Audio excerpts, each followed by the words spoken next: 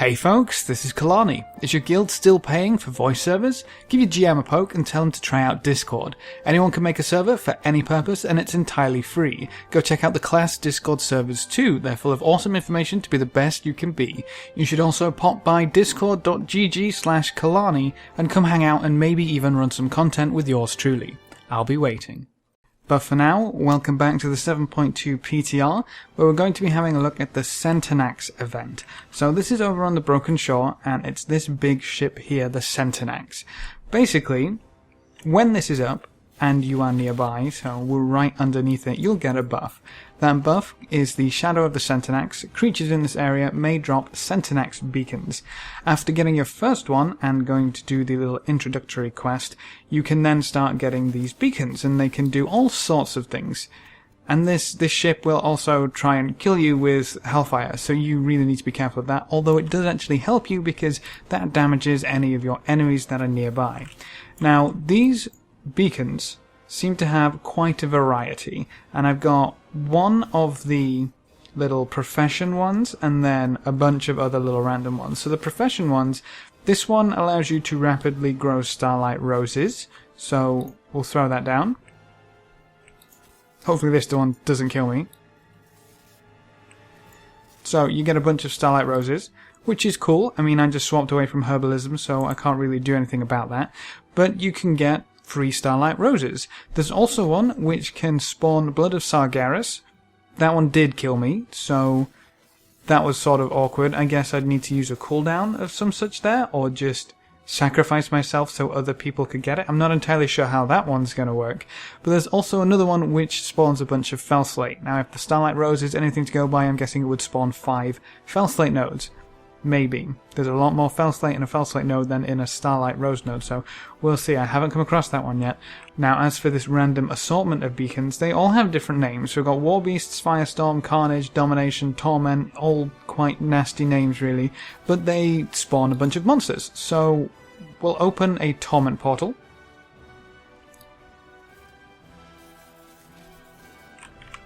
And then we just get to kill everything that comes out of it.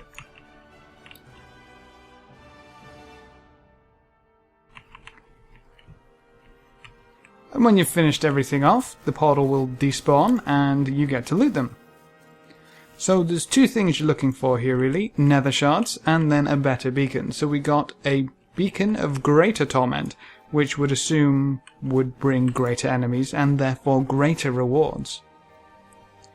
Now, as a note, I did do quite a few of these earlier War Beast ones and I got quite a lot of the greater ones, and when I did the greater ones, basically another greater one dropped and it just kept going until a greater one didn't drop. So I don't know if it goes any higher than greater right now. Certainly I haven't seen higher than that, but these monsters don't seem too difficult to deal with. I'll be honest, the War Beasts one were actually significantly easier compared to these ones, but I guess look for War Beasts instead of Torment maybe. But they're still, you know, they're not too difficult. With a greater one down, we get to loot again. We got Portal Stone Illithindria, which I'm assuming is a boss, which we'll give it a shot, but don't see that going too well. We also got another Sentinel Beacon of Fell Growth, so I mean, if you've got herbalists in your party, I guess I can imagine people grouping up and just farming this all day long because, wow, the amount of loot you get first and foremost, but the amount of nether shards you get is also crazy, and if you group up and do this, I imagine it'll be so much quicker. But free starlight roses for any herbalists, that's really nice, and obviously with a relatively decent drop rate. Let's have a look at this Portal Stone, which is an epic. I'm assuming it's going to spawn a boss. Let's go Beast Mastery for this, just to be a little safer. So with all that set up, let's pop the Portal Stone.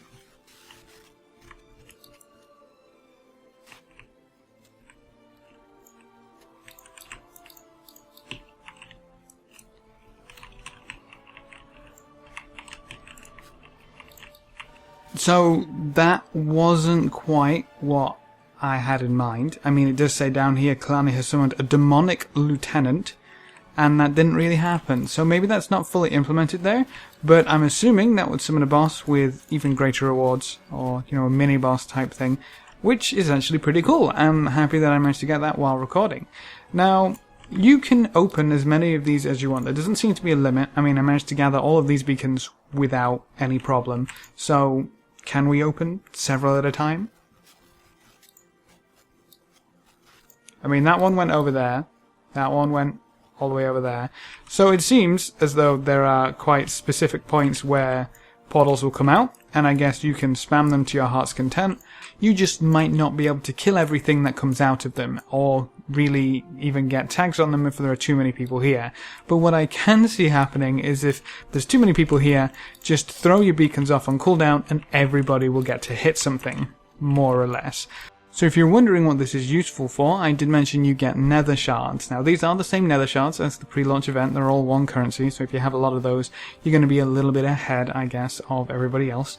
But there's a nether shard vendor in Deliverance Point. This is the main hub for the Broken Shore, and they will sell you a bunch of stuff. So there's two glyphs, one for Frost Grip and one for Blood Grip, obviously to change the look of Death Grip for Death Knights. And then we also have armor tokens. So this is exactly how the Timeless Isle worked for Mr. Pandaria, in that you can create every armor piece, more or less, and these start at 835. And there has been mention of an upgrade token to upgrade them a little bit, as the Timeless Isle allowed you to do. Don't know how high they will obviously let you upgrade it. It's not implemented yet, but you can do every slot. So it's a really quick way to get up to 835. And there's also this item called Nether Shard Essence. This is a reagent used to craft the new craftable legendary armors. So I guess this is going to really depend on how good they are as to how good this essence is. But you can also sell this on the auction house. So it costs 1500 nether shards and you can trade it, which is actually kind of surprising. You wouldn't necessarily have to do the work yourself, or if you want to do the work, you can probably throw it on the auction house for a pretty penny, which is pretty cool. I really didn't expect to be able to trade that item, so that's nice. What I'm kind of confused about right now is that all of this is bind on pickup. So all of the armor tokens are bind on pickup, not bind on account, meaning that if you want to actually gear up an ult, you'll need to do the portals on an ult, which could be quite a struggle unless you're in a group of 5. So I imagine this is going to be the new farming spot for pretty much anything that relies on getting kills, because you just kill an absurd amount of monsters, you really do. But that's the Sentinax event on the Broken Shore coming in 7.2. Kind of the first time we've really been encouraged to kill things en masse, you know. Usually the spots that respawn really quickly and we can just farm to our heart's content get nerfed after a little while because we're farming it too easily, and then they just kind of throw us an endless wave event where we can farm to our heart's content.